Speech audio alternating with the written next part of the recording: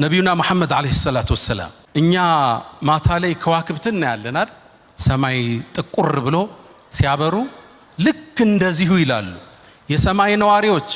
መላእክ ወደ ምድር ሲያዩ ቁርአን የሚቀራባቸው ቤቶች እንደ ከዋክብት ያበሩ ያያቸዋል ይላል صحيح ሐዲስ ነው እንግዲህ ቤታችሁ ላይ ቁርአን የሚከፈት ከሆነ የቁርአን ኺትማ ፕሮግራም ካላችሁ መላእክት ወደ ታች ሲመለከቱ ያንተ ቤት ልክ አንተ ሰማይን ስትመለከት እንደምታየው ከዋክብት ማለት ቤታቸው በቁርአን ከሚደምቁት አላህ ያድርገን ዓለም ውስጥ ታዋቂው ሳይኮሎጂስት አንድ አባባል ይላል ነጮቹ ነው የሚሉት ቁርአንን በየቀኑ እየቀራ ዲፕሬሽን ገጠመኝ ካለ እኔ እጠየቃለሁ ይላል በትክክል ዊርድ ኑሮ በቀን አንድ ጁዝ በትንሹ ማለት ነው እየቀራ ጭንቀት ከተሰማ እኔ መጠጠይቀኝ ይላል ቁርአን የህይወታችን ሁሉ መፍትሄ የችግሩ